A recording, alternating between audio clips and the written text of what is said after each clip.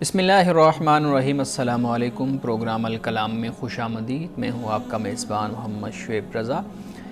ناظرین کرام، پروگرام کے پہلے حصہ میں ہم قرآن کریم کی کچھ آیات کو سمجھنے کی کوشش کرتے ہیں اور اس کے ساتھ ساتھ کچھ بہت اہم سوالات کو پروگرام کا حصہ بناتے ہیں۔ حسب سابق ہمارے ساتھ شریک گفتگو ہیں جناب محمد امانت رسول صاحب۔ امانت صاحب، بہت شکریہ آپ کے وقت کا۔ میری معاملت کے لیے موجود ہیں جناب شارق رسول۔ شارق، تھینک یو سو مچ۔ ناظرین کرام، آپ کی سکرین پہ ہمارا واٹس ایپ نمبر آ رہا ہوگا، آپ اپنے سوالات ہمیں بھیج سکتے ہیں، ہم انشاءاللہ آپ کے سوالات کو ضرور ایڈریس کریں گے۔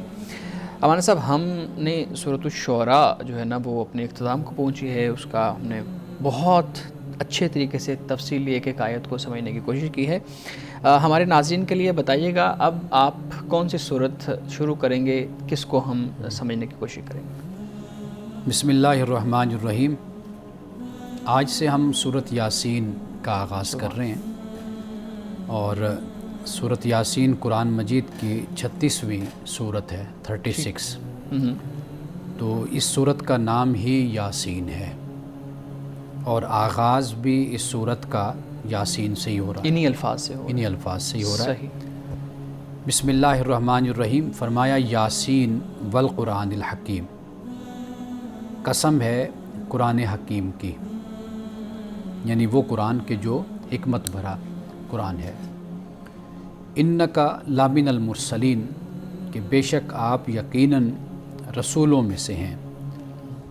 قسم جب ہوتی ہے نا تو پھر اس کا جواب قسم ہوتا ہے، صحیح، یعنی پہلے قسم اٹھائی جاتی ہے، پھر اس قسم کا جواب ہوتا ہے، یعنی وہ قسم کیوں اٹھائی جا رہی ہے، اس کی وجہ کیا ہے، سبب کیا ہے۔ تو اللہ سبحانہ و تعالیٰ نے قرآن حکیم کی قسم اٹھائی، پھر فرمایا انکا لامن المرسلین، جواب قسم یہ ہے کہ بے شک آپ یقیناً بھیجے ہوئوں میں سے ہیں، یعنی رسولوں میں سے ہیں آپ۔ علی صراط مستقیم، سیدھی راہ پر ہیں آپ۔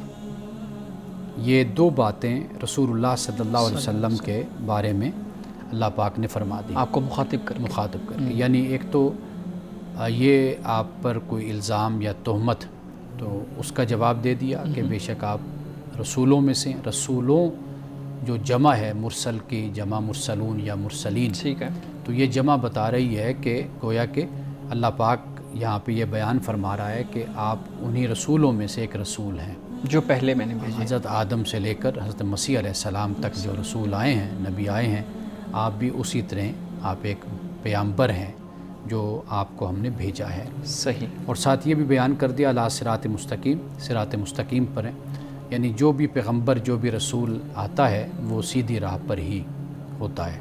صحیح، ٹھیک۔ مولانا صاحب، اگر آپ کا جواب قسم وہ ختم ہو گیا تو میں ایک سوال کر لوں اسی قسم سے متعلق۔ یاسین والقرآن الحکیم، اب یہ اسی طریقے سے والضحیٰ، مختلف اور ہم قرآن کریم کی اگر آیات پڑھیں تو قرآن کریم میں مختلف جگہ پہ قسموں کا ذکر ہوا ہے، اور اکثر جگہ پہ ہم نے دیکھا ہے کہ مختلف چیزوں کی بھی قسمیں ہیں، جیسے کسی شہر کی قسم ہے، ٹھیک۔ تو بنیادی طور پہ میں یہ سمجھنا چاہ رہا ہوں کہ ان قسموں کی وجہ کیا ہے۔ اگر ایک ہی طرح کی قسمیں ہوتی تو شاید اس کو سمجھنے میں آسانی ہوتی، اب یہ مختلف چیزوں کی ہے، شہروں کی ہے، افراد کی ہے، یہ اس کی کیا وجہ ہے؟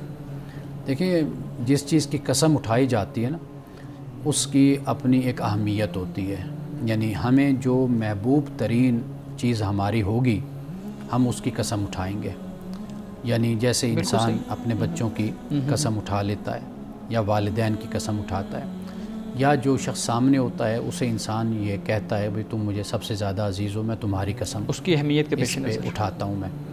تو یہ قرآن مجید جب اللہ تعالیٰ قسم اٹھاتا ہے کسی شہر کی یا کسی چیز کی، تو اس کا پورا ایک تاریخی پس منظر ہوتا ہے۔ جیسے قرآن پاک لا اقسم بہذا البلد، کہ میں اس شہر کی قسم اٹھاتا ہوں، تو یہ جو حاضر البلد ہے یعنی مکۃ المکرمہ، تو اس کی بڑی اہمیت ہے، تاریخی حوالے سے بھی ہے اور روحانی حوالے سے بھی ہے اور دینی اور مذہبی حوالے سے بھی ہے، تو اللہ تعالیٰ نے اس کی قسم اٹھائی۔ اسی طرح والتین والزیتون، انجیر کی قسم ہے اور زیتون کی قسم ہے، اور اس کے پیچھے بھی ایک پورا پس منظر ہے تاریخی کہ جس بنیاد پر یہ فرمایا گیا۔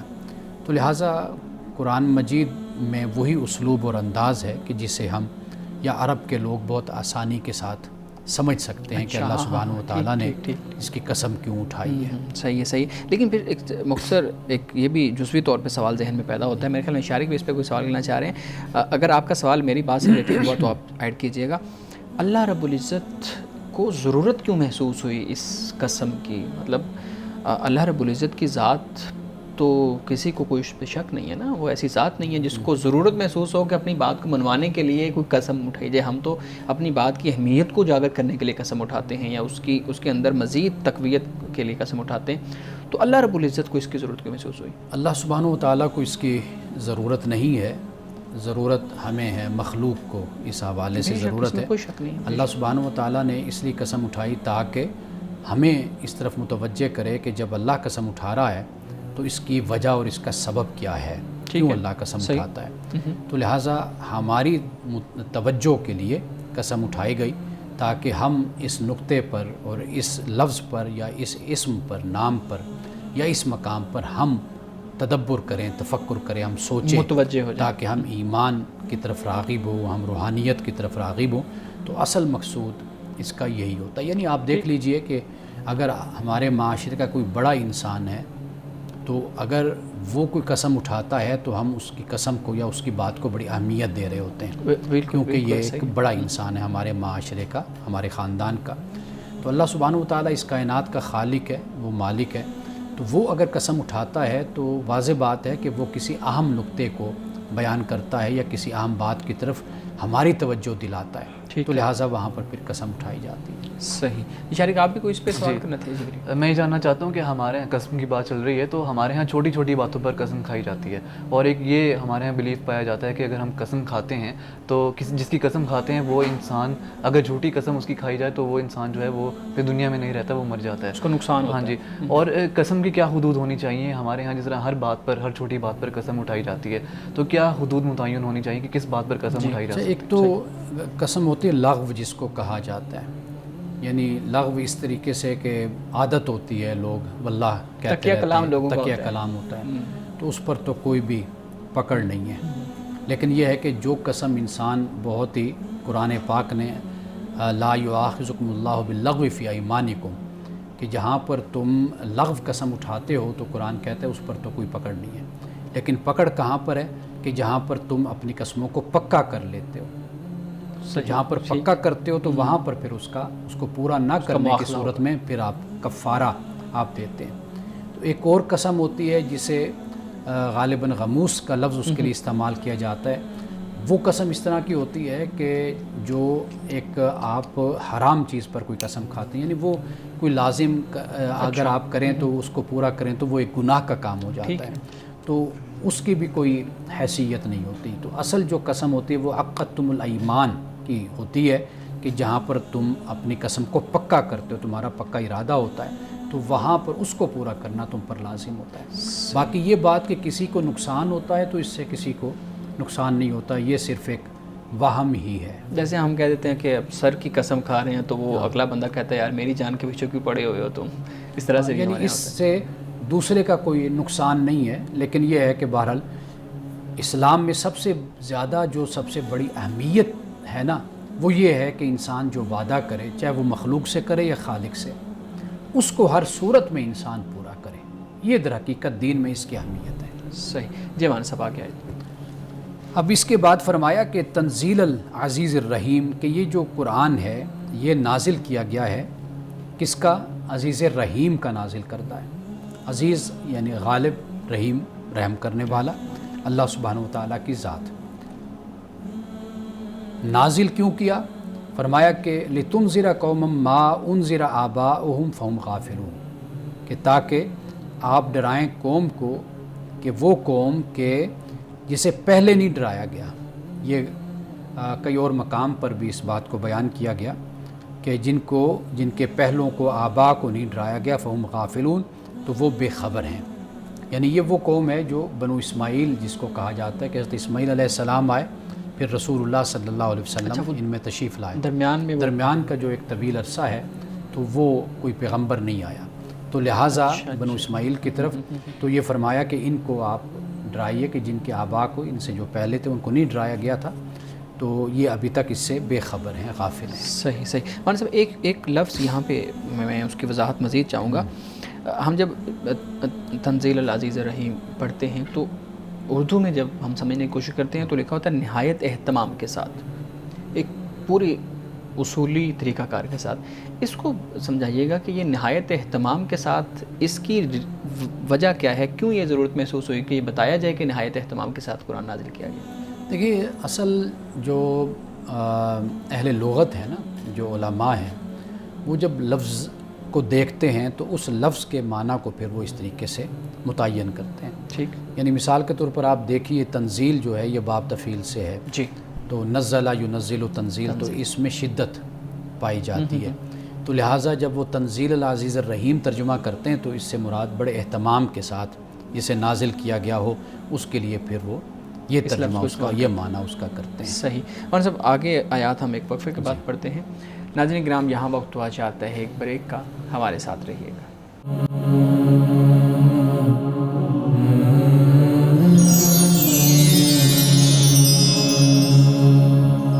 پروگرام میں ایک دفعہ پھر خوش آمدید۔ جی امانت صاحب، آپ آیات تلاوت فرما رہے تھے۔ آیت نمبر 7 ہے، اس کے بعد فرمایا لقد حق القول علی اکثرہم فہم لا یؤمنون، کہ اکثر لوگوں پر فرمایا کہ قول ثابت ہو گیا، فہم لا یؤمنون، یہ ایمان نہیں لائیں گے۔ اب اکثر لوگوں پر قول ثابت ہونے سے مراد یہ ہے کہ جیسے شیطان نے کہا تھا کہ بھئی میں تیرے بندوں کو بھٹکاؤں گا، گمراہ کروں گا لوگوں کو، تو اللہ سبحانہ و تعالیٰ نے فرمایا کہ جو تیری پیروی کرے گا لاملانہ جہنم من الجنت والناس اجمعین، لوگوں اور جنوں میں سے، انسانوں اور جنوں میں سے میں جہنم کو بھر دوں گا ایسے لوگوں سے۔ تو یہ در حقیقت وہ بات ہے کہ جو شیطان کے نقش قدم پر چلے گا، اللہ نے فرمایا کہ ان میں سے لوگ جو ہیں ان پر یہ بات ثابت ہو گئی کہ یہ لوگ جہنم میں جائیں گے، کیوں؟ انہوں نے شیطان کو اپنا راہبر، اپنا رہنما تسلیم کر لیا، مان لیا، اس کے نقش قدم پر چلتے ہیں، اس کے پیچھے چلتے ہیں۔ اور فرمایا کہ شیطان کا جو اثر ہے، فرمایا کہ جو میرے نیک بندے ہیں، مخلص بندے ہیں، ان پر شیطان کا کوئی بھی زور نہیں چلے گا، یہ بیان کر دیا گیا۔ تو لہٰذا یہ جو فرمایا نا کہ اکثر لوگوں پر بات ثابت ہو گئی کہ یہ لوگ ایمان نہیں لائیں گے، بات ثابت ہونے سے مراد یہ ہے کہ جو بات اللہ نے شیطان سے کہی تھی وہ بات در حقیقت ان پر ثابت ہو رہی ہے کہ یہ لوگ ایمان نہیں لا رہے۔ ٹھیک ہے، ٹھیک۔ اب اس کے بعد ایمان جو نہیں لا رہے اور جن پر یہ بات ثابت ہو گئی ہے، یہ کیسے لوگ ہیں؟ اب ان کا رویہ، جو متکبرانہ رویہ، اس کو بیان کیا جا رہا ہے آگے۔ فرمایا انا جعلنا فی اعناقہم، کہ بے شک ہم نے ان کی گردنوں میں کر دیا اغلال کو، توق ہم نے ڈال دیا، فہی الی الاذقان، کہ یہ جو ہے یہ ٹھوڑیوں تک ہے، ذقن، اذقان، فہم مکمہون، کہ ان کے سر اونچے کے اونچے ہیں۔ یعنی متکبر جو شخص ہوتا ہے اس کا طریقہ یہ ہوتا ہے جیسے ہم اپنی زبان میں کہتے ہیں اس کے گردن میں سریا ہے، ہاں، وہ اکڑ کے ذرا چڑھتا ہے، تو یہ قرآن مجید اس کو بیان کر رہا ہے۔ ٹھیک ہے، ٹھیک۔ اب یہ تکبر کا جو نتیجہ ہے اس کو اللہ تعالیٰ کہہ رہا ہے کہ ہم نے کیا، ان کی گردنوں میں توق ہم نے ڈال دیا۔ تو گویا کہ یہ بات سمجھ آ گئی کہ اللہ سبحانہ و تعالیٰ انسان کو اس کے عمل کا نتیجہ دیتا ہے، جو انسان کر رہا ہوتا ہے اس کے اس کا مطابق نتیجہ اس کو مل جاتا ہے۔ یعنی مثال کے طور پر آپ کے اختیار میں ہے کہ آپ سوئچ کو آن کر دیں تو لائٹ آن ہو جائے گی، جی جی بالکل، اگر آپ آف کر دیں تو لائٹ بند ہو جائے گی۔ اب یہ جو عمل ہے یہ آپ کا عمل ہے، لیکن اب نتیجہ جو نکلا یہ اللہ تعالیٰ نے آپ کو اس کا یہ نتیجہ دیا، یعنی آپ اس کو اس پر اپلائی کر کے، قیاس کر کے میری بات کو آپ اس طرح سمجھ سکتے ہیں۔ تو یعنی مثال کے طور پر جو شخص غلط راستے پر چلتا رہے گا، قرآن کہتا ہے فقد ضل ضلالا بعیدا، کہ یہ دور کی گمراہی میں چلے گا۔ یعنی دور کی گمراہی سے مراد یہ ہے کہ واپسی کا راستہ ان کے لیے دور ہو گیا، گمراہی میں اتنا گر گیا ہے، یعنی بہت دور انسان جب چلا جاتا ہے۔ آپ کو پتہ ہے کہ انسان اگر بھٹک جاتا ہے تو لوگ تو صحراؤں میں جب بھٹکتے تھے، ریگستانوں میں، تو ان کی تو موتیں، یعنی فوت ہی وہیں پر ہو جایا کرتے تھے۔ تو قدم اٹھانے سے پہلے انسان کو فیصلہ کرنا ہوتا ہے، سوچنا ہوتا ہے، یا اگر ایک دو قدم اٹھ بھی جائیں تو واپس پلٹنے کا راستہ اس کے پاس ہوتا ہے اور وہ واپس آ سکتا ہے۔ لیکن جب بہت دور نکل جاتا ہے تو پھر کوئی انٹرچینج نہیں ہوتا اس کے پاس کہ جہاں سے وہ واپس اتر کر آ جائے۔ تو لہٰذا قرآن مجید یہاں پر جب ان کی بات کر رہا ہے کہ انا جعلنا فی اعناقہم اغلالا، کہ ہم نے کر دیا ان کی گردنوں میں کیا توق. اغلال کو کیسے سمجھیں گے؟ غل کی جمع ہے اغلال، یعنی اس سے مراد یہ لفظ ہم نے سورۃ الاعراف میں بھی پڑھا تھا کہ رسول اللہ صلی اللہ علیہ وسلم تشریف جو لائے ہیں، یہ اصل جو انہوں نے جن زنجیروں میں اپنے آپ کو جکڑا ہوا ہے، جن توقوں میں، ان کو آزاد کرنے کے لیے آپ آئے ہیں، اور جو بوجھ انہوں نے اپنی پیٹھوں پر ڈال رکھا ہے اس بوجھ کو اتارنے کے لیے آپ آئے. یعنی رسوم رواج، جہالت جو اپنی طرف سے مذہب کو جسے کہتے ہیں کہ اختراع کر لینا، مذہب کو ایجاد کر لینا، کانسیپٹ جو بنا ہوتا ہے، تو یہ جو کچھ بھی ہے جو دین کے مخالف ہے تو وہاں پر اسر قرآن پاک نے کہا اور اغلال بھی قرآن نے کہا. تو در حقیقت یہ ایک تشبیہ ہوتی ہے، ایک انداز ہوتا ہے بات کو سمجھانے کا. تو یہاں پر میں جو عرض کرنا چاہتا ہوں نا کہ اللہ کہتا ہے کہ ہم نے، تو یہ جو اکڑ پھر آ جاتی ہے انسان میں، یعنی انسان کا اپنا ارادہ اور سب کچھ ہوتا ہے لیکن نتیجہ رب کی طرف سے اس کو دیا جاتا ہے. یعنی یہ ذہن سے نکال دینا چاہیے کہ میں برا کروں گا تو مجھے اچھا ملے گا، یہ نہیں ہوگا بار خدا کے ہاں. تو جو لوگ یہ بات کہتے ہیں، حضرت آپ کی بات شاید پوری نہیں ہوئی، جو لوگ یہ کہتے ہیں کہ برا نتیجہ بھی تو پھر خدا کی طرف سے ہی ہوتا ہے نا، جب اگر اچھا نتیجہ ہم خدا کی طرف منسوب کرتے ہیں کہ یہ خدا کی طرف سے ہے تو پھر جو برا نتیجہ ہے وہ بھی تو خدا کی طرف سے ہی ہوتا ہے. دیکھیے ادباً ایسے الفاظ نہیں بولے جاتے. ٹھیک ہے. حضرت ابراہیم علیہ السلام فرماتے ہیں کہ وَإِذَا مَرِضْتُ فَهُوَ يَشْفِينِ، بیمار میں ہوتا ہوں شفا وہ دیتے ہیں.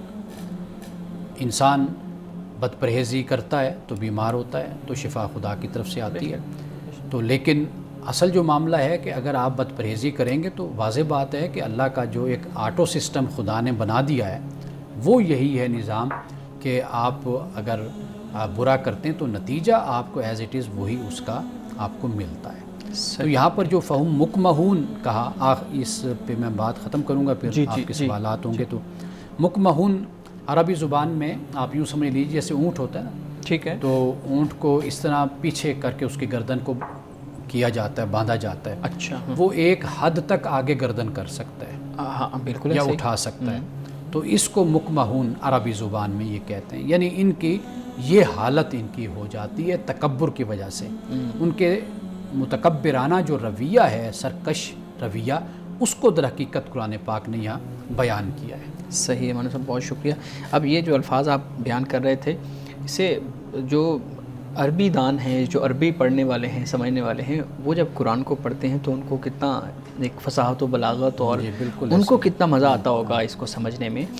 مولانا صاحب سورہ یاسین ہم نے شروع کی، اور ہمارے ہاں سورہ یاسین کو قرآن پاک کا دل تصور کیا جاتا ہے. کچھ روایات بھی بیان کی جاتی ہیں اس حوالے سے کہ سورہ یاسین قرآن کا دل ہے، اور جو قرآن کا دل یاد کر لے گا گویا کہ اس نے قرآن یاد کر لیا، اور جس نے قرآن کا دل پڑھ لیا گویا کہ اس نے قرآن پورا پڑھ لیا. یا یہ بھی ایک روایت ہے کہ 10 قرآن پاک اس نے ایک طرح سے پڑھ لیا یا اس کو ثواب ہوگا. آپ کی اس پہ کیا رائے ہے؟ دیکھیے اگرچہ یہ احادیث ضعیف ہیں، لوگوں میں زیادہ مشہور ہو جاتی ہیں. لوگ جب مشہور ہوتی ہے کوئی بات، کوئی روایت، کوئی حدیث، پھر خاص طور پہ رسول اللہ صلی اللہ علیہ وسلم سے منسوب، تو لوگ اس بات کو صرف سطحی حد تک لیتے ہیں، زیادہ اس میں گہرائی کے ساتھ نہیں جاتے، سوچتے نہیں ہیں. مثال کے طور پر جب آپ نے یہ کہا کہ بھی رسول اللہ صلی اللہ علیہ وسلم سے یہ منسوب بات بیان کی جاتی ہے حدیث پاک کہ ہر چیز کا ایک دل ہوتا ہے، تو قرآن کا دل سورۃ یاسین ہے. اگر ہم سورۃ یاسین کا مطالعہ کریں، ذرا پڑھیں ترجمے کے ساتھ، تفسیر کے ساتھ، آپ دیکھیں گے کہ سورۃ یاسین میں جو موضوعات ہیں وہ واقعی محسوس ہوتا ہے کہ وہ قرآن کا دل ہے، دین کا جی بالکل کرکس، دین کا دل ہے وہ. جیسے رسالت و نبوت کا ذکر ہو گیا، رسالت محمدی کا ذکر ہو گیا. پھر آپ آگے چلتے ہیں تو آپ دیکھیے کہ اللہ تعالیٰ نے آخرت میں جو اٹھنا ہے اس کو بڑے اچھے طریقے سے یہاں پر بیان کیا ہے. پھر کائنات سے متعلق وہ بھی سب کچھ، یعنی اس کے موضوعات ایسے ہیں کہ انسان پڑھ کے اس کو محسوس ہوتا ہے کہ یہ قرآن مجید کا خلاصہ ہے، کرکس ہے، قرآن کا دل ہے، یہ ہم کہہ سکتے ہیں. لیکن ہمارے ہاں جو ایک عمومی رویہ اختیار کیا جاتا ہے نا عوامی، وہ یہ ہوتا ہے کہ ہم ایک چیز کو فضیلت میں لے لیتے ہیں اور پھر بغیر سمجھے اور بغیر علم کے بس ہم اس کو پڑھتے رہتے ہیں، اور ہم سمجھ لیتے ہیں کہ بس اس کا پڑھنا اب کافی ہو گیا. تو اگر رسول اللہ صلی اللہ علیہ وسلم کی، چونکہ ہمارے محدثین نے جو ضعیف ہوتی ہے اس کو بھی وہ قبول کرتے ہیں فضیلت کے باب، یعنی قرآن مجید کی فضیلت کے حوالے سے اگر اس حدیث کو ہم لیتے بھی ہیں تو پھر اس کی ذرا گہرائی کے ساتھ جائزہ ہم لیں، تاکہ ہمیں معلوم ہو کہ اس مقصد کو تو ہم حاصل کریں نا، کہ جو قرآن کے نزول کا مقصد ہے۔ صحیح۔ ناظرین کرام، یہاں وقت ہوا چاہتا ہے ایک بریک کا، ہمارے ساتھ رہیے گا۔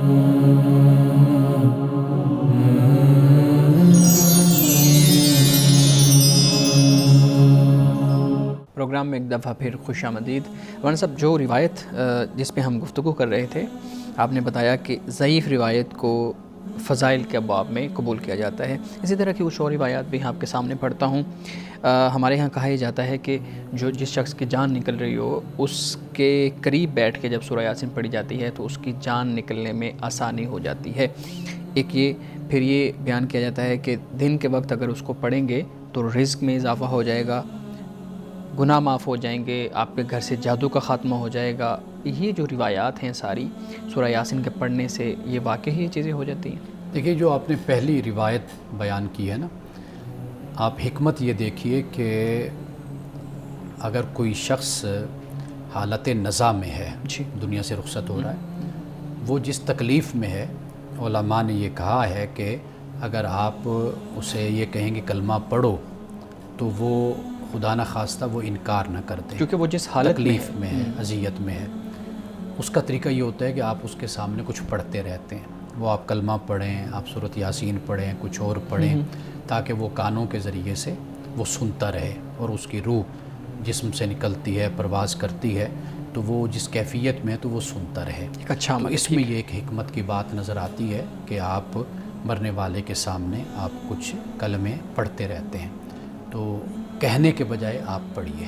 ٹھیک ہے، تو یہ مسئلہ یعنی سمجھ لینا چاہیے۔ دوسری بات جو آپ نے روایت بیان کی وہ کیا ہے؟ دن کے وقت پڑھنے سے رزق میں اضافہ ہوتا ہے، جادو کا خاتمہ ہوتا ہے، اس طرح سے قرآن مجید پورا اللہ کی طرف سے یعنی ہدایت کے لیے اترا ہے۔ آپ قرآن مجید کو پڑھیے، دن میں پڑھیے، رات کے وقت پڑھیے۔ اس طرح متعین کرنا، مقرر کرنا، اس کے بارے میں ہمیں کوئی بھی سکہ، مستند اور صحیح حدیث ہمیں کوئی نہیں ملتی کہ آپ اس طریقے سے متعین کر لیں خاص حصوں کو کہ آپ متعین کر دن لیں۔ میں اگر آپ پڑھیں گے تو جادو کا اثر نہیں ہوگا، دن میں پڑھیں گے تو رزق میں برکت ہوگی، دن میں یہ کریں گے تو اس طرح کی ہمیں کوئی روایت اس حوالے سے نہیں ملتی۔ صحیح۔ اشارے آپ کو سوال کرنا چاہیے؟ جی، میں جاننا چاہتا ہوں کہ یاسین جیسے سورہ یاسین ہے، اسی طرح الف لام میم سے بھی شروعات ہوتی ہے، اور سورہ یاسین میں یاسین سے شروعات ہوتی ہے، تو اکثر یہ کہا جاتا ہے کہ یاسین اور الف لام میم اس طرح سے جب سورت کی شروعات ہوتی ہے تو اس میں کوئی خدا کا کوئی راز پوشیدہ ہے، کوئی کوڈ ہے، کیا ایسی بات ہے؟ کیا یہ درست بات ہے؟ دیکھیے، راز کے بارے میں ہمارے جو صوفیاء ہیں، یعنی جن کا رجحان تصوف کی طرف ہے، روحانیت کی طرف ہے، باطنیت کی طرف ہے، تو وہ اس طرح اس حوالے سے موقف رکھتے ہیں۔ لیکن اصل بات یہ ہے کہ اگر آپ تھوڑا سا عرب لٹریچر کو پڑھیں، ادب کو پڑھیں، تو اس طرح کے الفاظ ان کے ہاں ہمیں نظر آتے ہیں، یعنی جسے ہم کہتے ہیں کہ جیسے شارٹ ہینڈ ایک رائٹنگ ہوتی ہے، یا مخفف مختصر کر کے بولنا، تو یہ ہمیں شاعری میں بھی اس طرح ان کا اسلوب انداز ہمیں نظر آتا ہے۔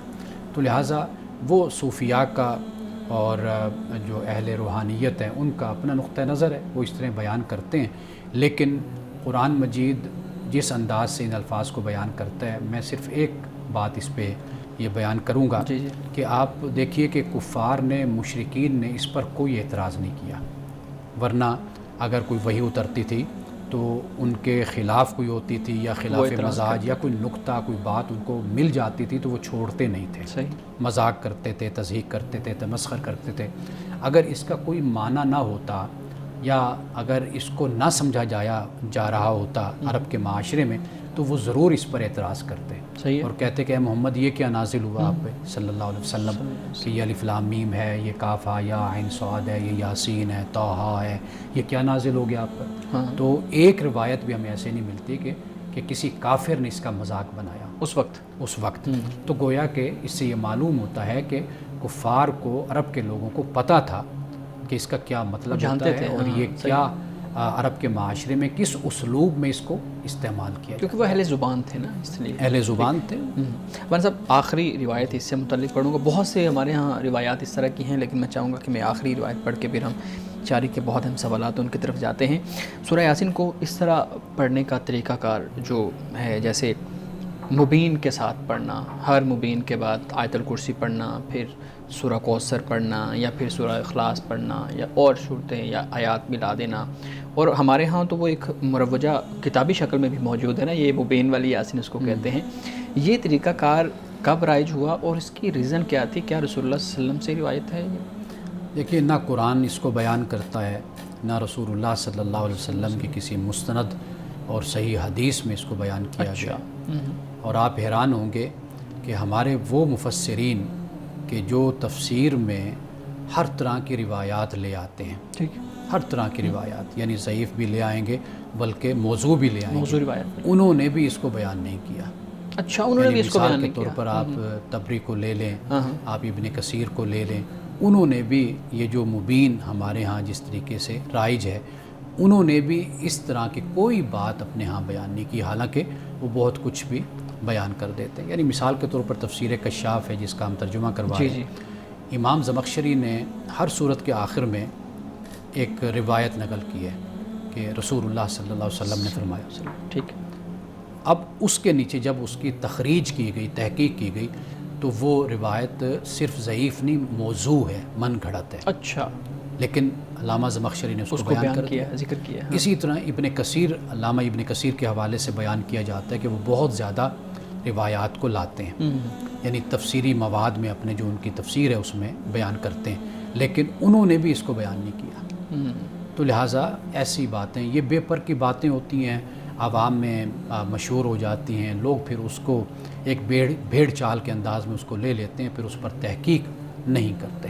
صحیح، بہت شکریہ مان صاحب۔ جی شارق، آپ سوال رکھیے گا مان صاحب سے۔ جی، تو سائنس اور ٹیکنالوجی کا آج کل دور ہے، اور مستقبل میں روبوٹس کا جو استعمال ہے وہ بہت زیادہ دیکھنے میں آئے گا، اور آج بھی دیکھا جا رہا ہے۔ میں یہ جاننا چاہتا ہوں کہ کیا مستقبل میں اگر یہ بات کی جائے کہ جیسے کہ مسجد الحرام میں روبوٹس کا بہت زیادہ استعمال دیکھنے میں آ رہا ہے شاور کے لیے، پانی کے استعمال کے لیے، تو کیا اگر روبوٹس کو اذان دینے کے لیے بطور مؤذن یا پھر امامت کے لیے، نماز پڑھانے کے لیے استعمال کیا جائے یا پھر کی جانے کی بات کی جائے، تو اس پر ہماری کیا رائے ہو سکتی ہے؟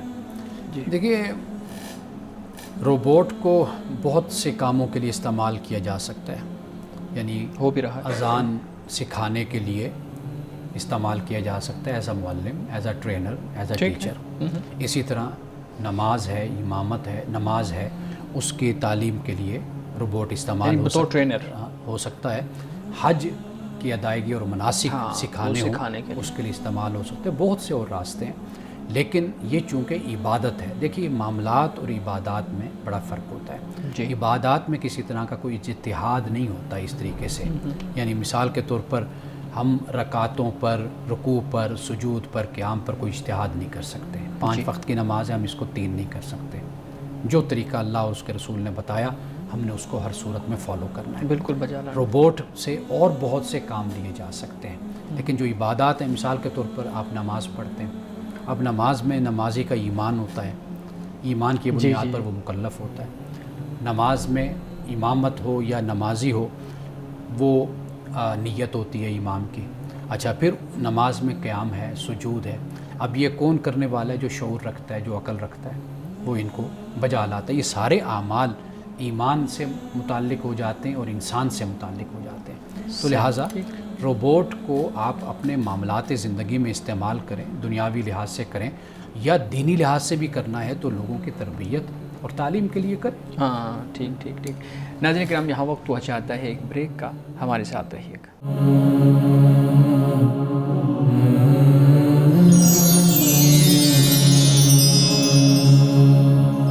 پروگرام میں ایک دفعہ پھر خوش آمدید۔ مان صاحب، ہمارے ناظرین کے بھی سوالات ہوتے ہیں، میں ایک سوال آپ کے سامنے رکھوں گا، پھر ہم شارق کی طرف جائیں گے۔ پوچھتے ہیں جی، یہ جو عدت ہے خاتون کی، جو عدت ہے، یہ فوت ہونے کے، یعنی شوہر کے فوت ہونے کے بعد کب سے شمار کی جائے گی؟ دیکھیے، قرآن مجید نے اس کو واضح طور پہ بیان کر دیا ہے، اور 4 ماہ 10 دن بیوہ کی عدت کو بیان کیا کر دیا، ٹھیک۔ جیسے ہی خاوند فوت ہوتا ہے تو تو عدت شروع ہو جاتی ہے. اچھا اسی دن سے یعنی ہم وہی تاریخ وہی دن نوٹ کر لیا جائے, اس حساب سے 4 مہینے 10 دن یہ بیوہ کے لیے. متعلقہ کی جو عدت ہوتی ہے وہ 3 ماہ کہہ لیجئے, 3 حیض کہہ لیجئے, وہ عدت اس کی ہوتی ہے. اور اس کے لیے بھی کچھ شرائط ہیں, اگر وقت ہے تو میں بیان کر دیتا ہوں.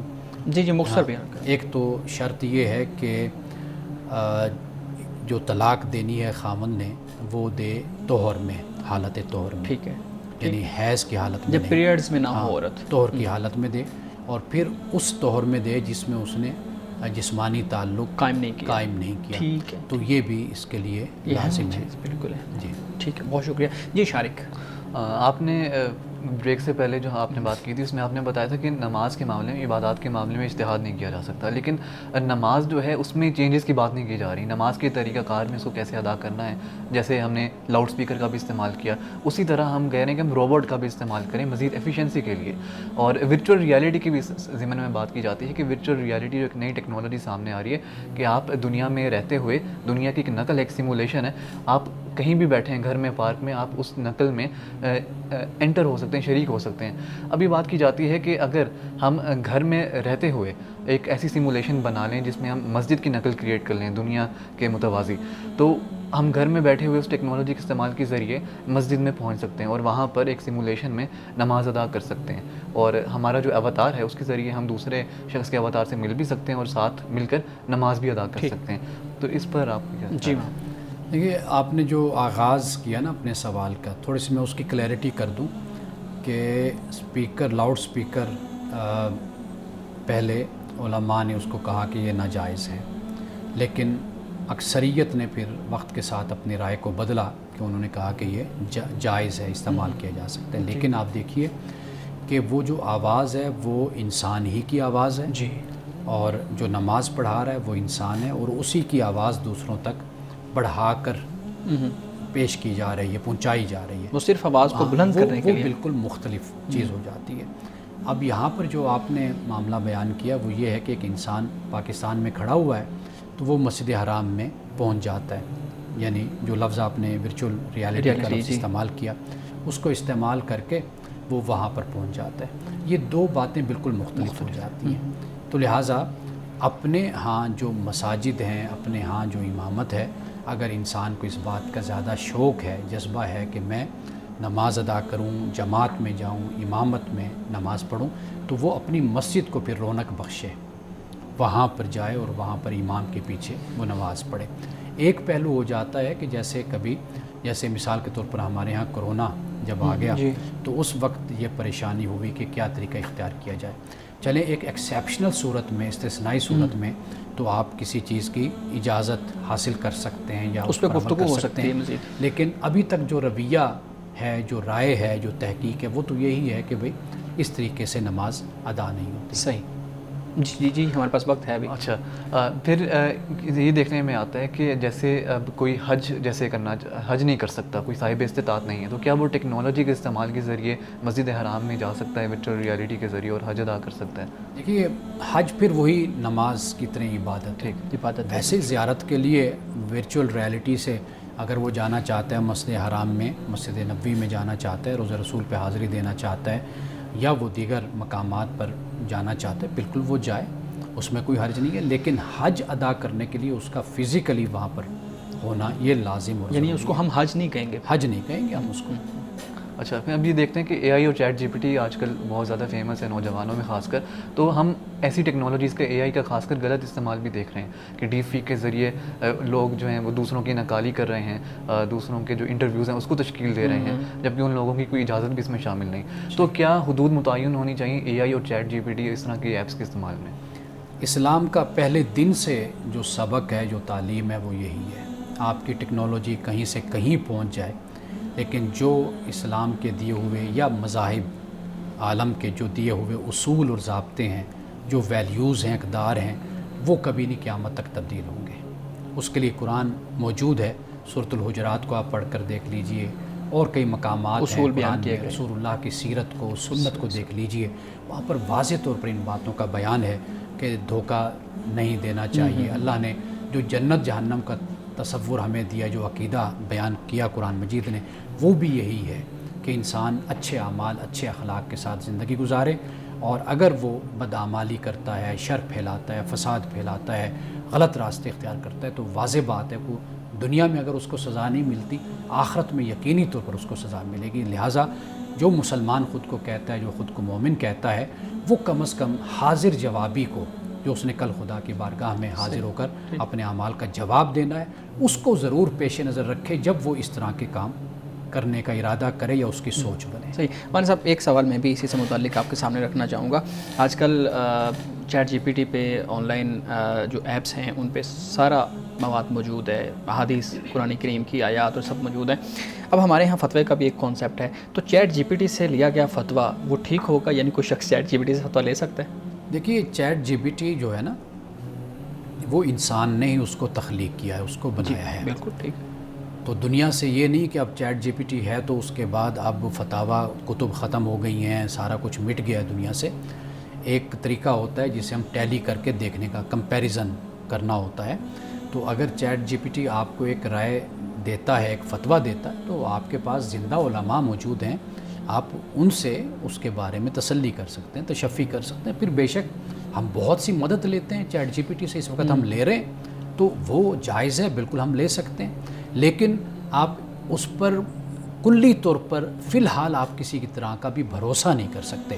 جب معاشرے کا ایک چال چلن بن جاتا ہے دنیا کا، وہ چیز، وہ مشین اتنا اعتماد میں آ جاتی ہے، تو پھر اس کے بعد جب ایک کلچر بن جائے تو پھر لوگ اس پر اعتماد کرنا کلی طور پر پھر شروع کر دیتے ہیں۔ صحیح۔ مولانا صاحب حدیث مبارکہ بیان کیجیے گا۔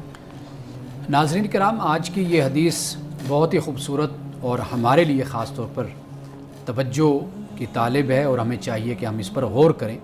رسول اللہ صلی اللہ علیہ وسلم نے فرمایا کہ مومن صاف دل ہوتا ہے۔ جو لفظ استعمال ہوا، اگر میں اس کی وضاحت میں جاؤں تو میں کہوں گا کہ بھولا بھالا ہوتا ہے، پاک طبیعت کا، پاک طینت کا ہوتا ہے، اور کریم النفس ہوتا ہے، یعنی اس میں سخاوت ہوتی ہے۔ جو فاجر ہے، نافرمان ہے، وہ سازشی ہوتا ہے، پست اخلاق ہوتا ہے، دھوکے باز ہوتا ہے، کمینہ خصلت ہوتا ہے، مکار، بخیل، کمینہ ہوتا ہے۔ یہ رسول اللہ صلی اللہ علیہ وسلم نے بہت ہی مختصر الفاظ آپ نے استعمال فرمائے، لیکن ان الفاظ کے جو معنی ہیں وہ میں نے کھول کر آپ کے سامنے رکھ دیے ہیں۔ ناظرین کرام، اس دعا کے ساتھ اپنے پروگرام کا اختتام کریں گے۔ اللہ رب العزت حسن کلام اور تاثیر کلام عطا فرمائے، ہماری زبان کی گروں کو کھول دے اور سننے والوں تک خیر کا پیغام پہنچے۔ اجازت دیجیے، خدا حافظ۔